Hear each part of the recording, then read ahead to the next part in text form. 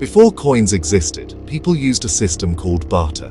They traded goods and services directly with each other. For example, a farmer might trade a bag of grain for a pair of shoes, or a fisherman could exchange his catch for pottery. This system worked well in small communities, where everyone knew the value of local products. But as societies grew larger and trade expanded, problems started to arise.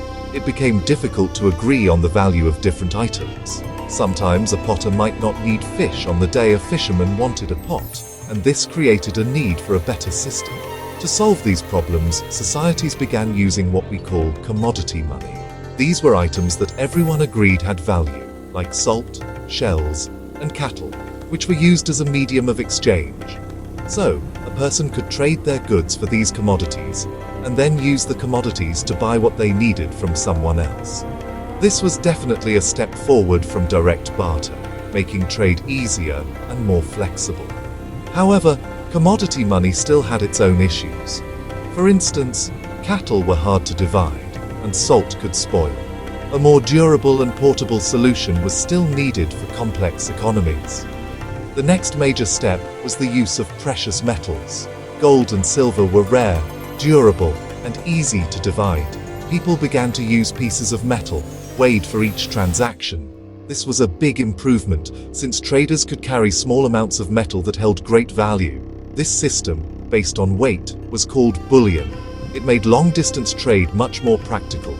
Merchants in places like Mesopotamia and Egypt used this system for centuries, weighing out pieces of silver or gold to pay for goods, creating a more standardized form of commerce across vast regions. Despite its advantages, using weighed metal was still cumbersome. Each piece had to be weighed and its purity checked, which was a slow and often inaccurate process. It required specialized scales and knowledge. This inefficiency paved the way for the final innovation coinage. The idea was simple, but honestly revolutionary. A trusted authority like a king or a state would pre-weigh pieces of metal and stamp them with a mark. This mark guaranteed both the weight and the purity of the metal. This was the birth of the coin, a standardized unit of value that would change the world forever. The world's first true coins appeared around 650 BC. They came from the Kingdom of Lydia, in what is now modern-day Turkey.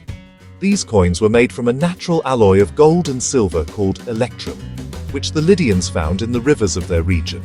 They created small, bean-shaped lumps of a standard weight. To guarantee their value, the Lydian kings stamped them with a symbol. The most common symbol was the head of a roaring lion, which was actually the emblem of the Lydian royal family. This simple act of stamping metal created trust and transformed trade. These first coins were a brilliant solution to an old problem. Before them, merchants had to weigh metal for every single purchase, and they also had to test the metal's purity. The Lydian coins solved both issues at once. The government stamp guaranteed both the weight and the fineness of the electrum, making transactions much faster and more reliable. A merchant could now accept a coin, knowing its value was certified by the king. This innovation greatly stimulated the Lydian economy, making it one of the wealthiest kingdoms of its time. The idea of coinage quickly spread from Lydia to its neighbors. The Greek city-states in Ionia, located on the coast of Turkey, were among the first to adopt this new technology. They began to mint their own coins, often using silver instead of electrum. Each city-state put its own unique symbol on its coins. For example, an owl represented Athens, while a turtle symbolized the island of Aegina.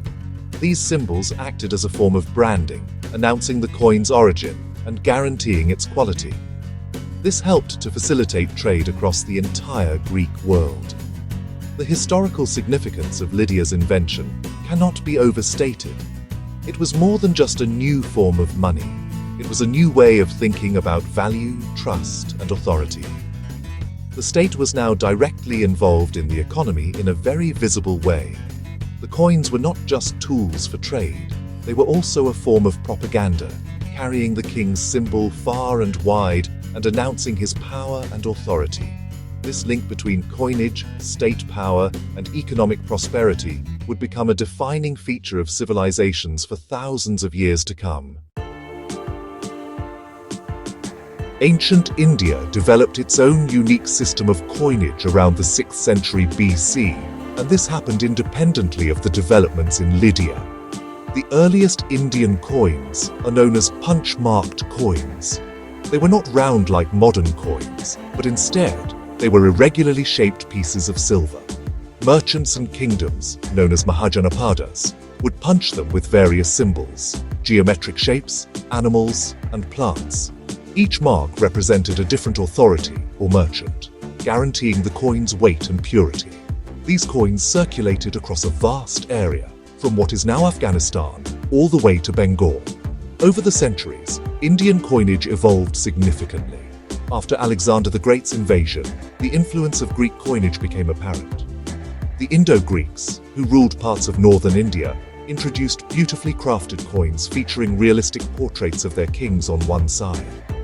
The other side often showed Greek deities or Indian symbols, which was a major change from the abstract symbols of the punch-marked coins. The Kushan Empire, which followed, continued this tradition. Their coins featured a diverse range of deities from Greek, Iranian, and Indian traditions, reflecting the empire's multicultural nature. The Gupta Empire, often called the Golden Age of India, produced some of the most stunning coins in Indian history. Gupta coins were made primarily of gold and were masterpieces of numismatic art. They featured beautifully detailed portraits of the Gupta kings, often shown in heroic poses, such as hunting a lion or playing a musical instrument. These images were not just decorative, they were political statements designed to project an image of the king as a powerful, cultured, and divine ruler.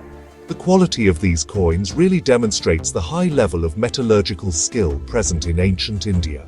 The development of coinage in southern India followed a different path. Dynasties like the Cheras, Cholas, and Pandyas issued their own coins, which often featured dynastic emblems. For example, the Cholas used a tiger, the Pandyas used a fish, and the Cheras used a bow and arrow.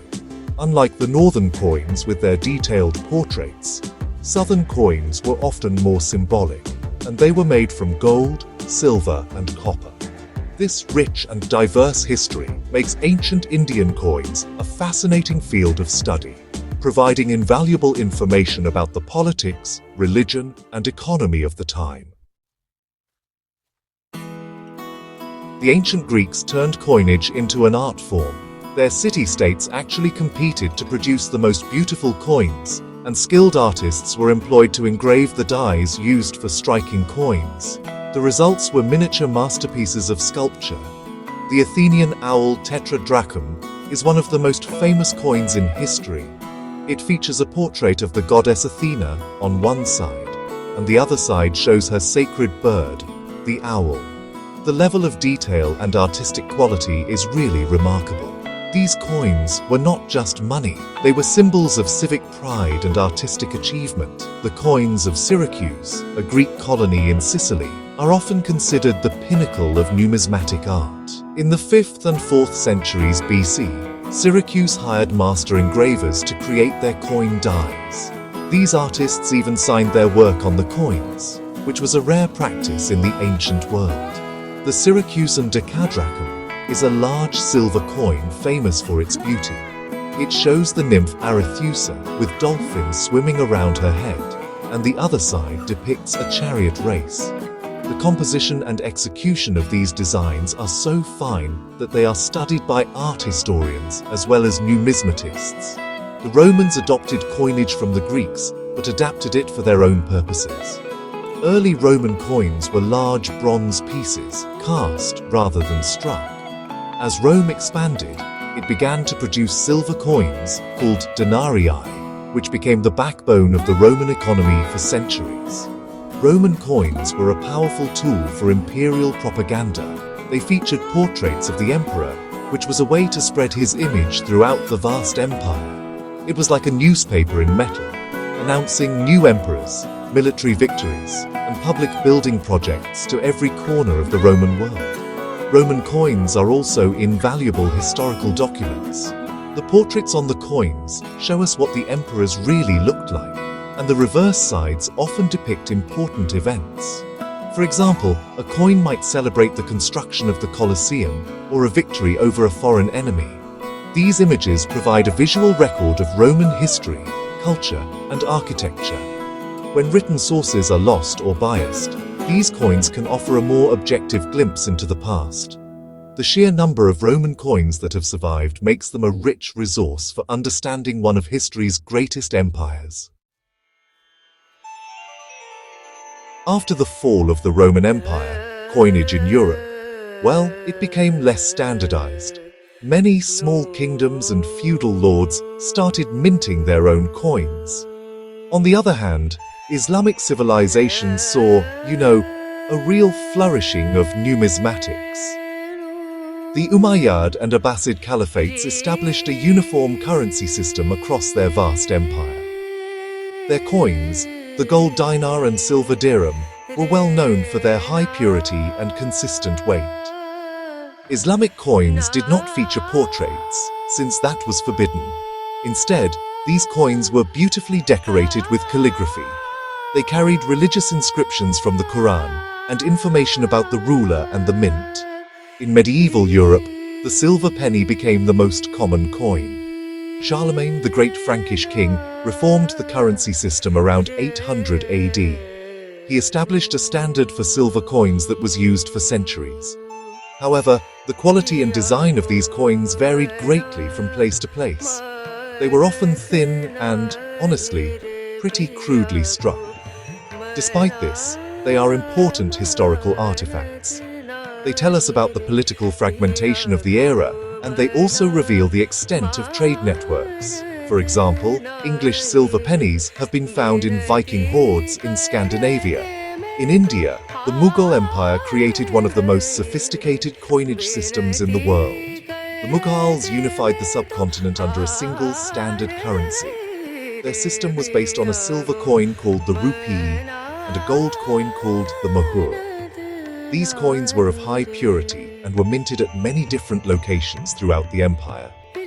Mughal coins are famous for their beautiful calligraphy and decorative designs.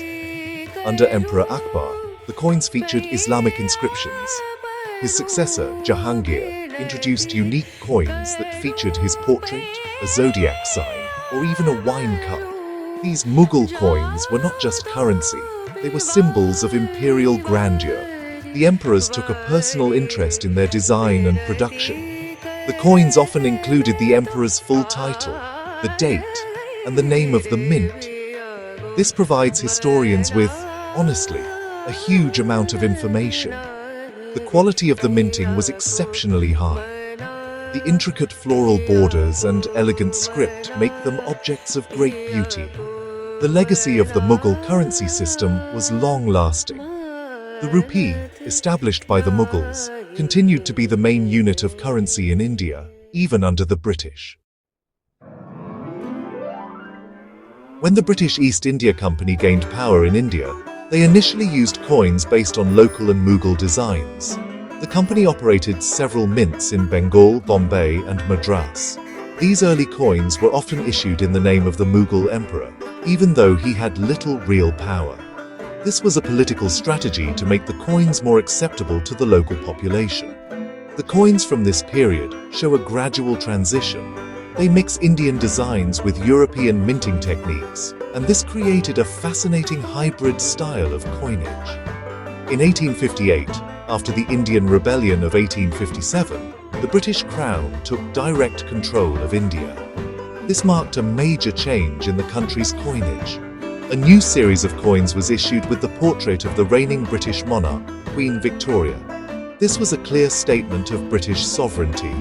The coins were standardized across the entire country, replacing the diverse coinage of the past. The designs featured the Queen's portrait on one side and the denomination and date on the other, surrounded by an ornate floral wreath. This design language established a new imperial identity for India's money. The coins of British India tell a story of evolving power and identity. The portraits of the monarchs changed over time, from Queen Victoria to Edward VII, George V, and George VI. Each monarch's coins had their own distinct features. These coins circulated widely and became a part of daily life for millions of people. They were minted in huge numbers and were made of silver, copper, and later, nickel. and bronze. The designs were elegant, and the minting quality was very high, a testament to the industrial power of the British Empire. These coins represent a crucial period in Indian history. The coinage of British India laid the foundation for the currency of modern, independent India. The rupee, which had been standardized by the British, was retained as the national currency after 1947. The first coins of independent India replaced the British monarch's portrait with the Ashoka lion capital, a powerful national symbol. However, the size, weight and denominations of the new coins were initially very similar to the last British issues. This shows the strong legacy of the British Indian numismatic system. For collectors today, these coins are a tangible link to the era of the British Raj. The value of an old coin is determined by several key factors. The most important factor is rarity. Some coins were minted in very small numbers, while others were recalled and melted down, so very few examples survive today. A coin might also be rare because of a mistake, known as an error coin. For example, a coin might be struck with the wrong date or on the wrong type of metal. These rare coins are highly sought after by collectors. The 1933 Double Eagle, a US gold coin, is famous because almost all were melted down. The few that survived are worth millions of dollars. Another crucial factor is the coin's condition, or grade. Coins are graded on a scale from poor to perfect uncirculated. A coin that looks brand new, with no signs of wear, is much more valuable than a similar coin that is heavily worn. Even small scratches or damage can significantly reduce a coin's value. Collectors pay a large premium for coins in the best possible condition. This is why it is very important to handle old coins carefully. They should be held by the edges to avoid getting fingerprints on the surface. Professional grading services can authenticate and grade coins, which helps to determine their market value. The historical importance of a coin also plays a major role in its value. A coin associated with a famous historical figure or a major event can be very desirable. For example, a silver denarius with the portrait of Julius Caesar is highly valued. It is a direct link to one of history's most famous individuals. Similarly, a coin minted during a short-lived revolution or a key battle can be very valuable to collectors who specialize in that period. These coins are not just pieces of metal. They are historical artifacts that you can hold in your hand. They tell a story that makes them more than just currency. Finally, the value of a coin is driven by demand from collectors. Numismatics, the study and collection of coins, is a popular hobby around the world. The number of collectors for a particular type of coin can greatly influence its price. Some areas, like ancient Greek or Roman coins, have a large and established collector base. Other areas might be more niche. The aesthetic appeal or beauty of a coin can also create demand. A coin with a beautiful design or a striking portrait will always be more popular than a plain or poorly designed one. The combination of rarity, condition, history, and demand is what turns an old coin into a valuable treasure. Numismatics is more than just a hobby. It is a serious field of study. It is the scientific analysis of coins and other forms of money. Numismatists use coins to learn about history, economics, and art. They meticulously study the metals, weights, designs, and inscriptions. This information can reveal details about trade routes, political changes, and technological advancements. For example, by analyzing the metal composition of a coin, a scientist can determine where the gold or silver was mined. This can help to reconstruct ancient economic networks. It is a science that provides tangible evidence for historical research. A major challenge in the world of numismatics is the issue of counterfeits. For as long as valuable coins have existed, people have tried to make fake copies. In ancient times, forgers would make coins from a base metal and cover them with a thin layer of gold or silver. Today, forgers use sophisticated technology to create highly deceptive fakes. These modern forgeries can be very difficult to detect. They can fool even experienced collectors. This is why authentication is so important. Buying from reputable dealers and using professional grading services is crucial to avoid investing in worthless fakes. Experts use a combination of scientific methods and trained eyes to spot forgeries. They examine a coin under high magnification to look for telltale signs of casting or modern tool marks. They also check the coin's weight and specific gravity to ensure the metal is correct. Comparing the style of the engraving with known genuine examples is another key technique. A forger may not perfectly capture the artistic style of the original engraver. Advanced techniques like X-ray fluorescence, or XRF, can be used to analyze the metal composition without damaging the coin, revealing if the alloy is historically accurate. For anyone interested in collecting old coins, caution is the best approach. It is important to learn as much as possible about the types of coins you want to collect. Read books, join collector clubs, and talk to experienced dealers. Be very suspicious of deals that seem too good to be true. A rare coin offered at a very low price is often a fake. Building a collection takes time, patience, and knowledge. The world of rare coins is fascinating, but it requires a careful and educated approach to navigate successfully and avoid the pitfalls of forgeries. Coins are one of the most enduring legacies of human civilization. They are much more than just economic tools. Each coin is a small, durable capsule of history. It tells a story about the society that created it. It reveals who was in power, what they valued, and what gods they worshipped. It shows their level of artistic skill and their technological capabilities. From the Lion of Lydia to the portrait of a Roman emperor, and from the calligraphy of a Mughal rupee to the national emblem of a modern republic, coins are a direct reflection of culture and identity. They are a primary source of history that you can hold. The journey of coinage mirrors the journey of humanity. The transition from barter to standardized coins reflects our move from small, simple communities to large, complex societies. The spread of Greek and Roman coins shows the expansion of empires and the interconnectedness of the ancient world.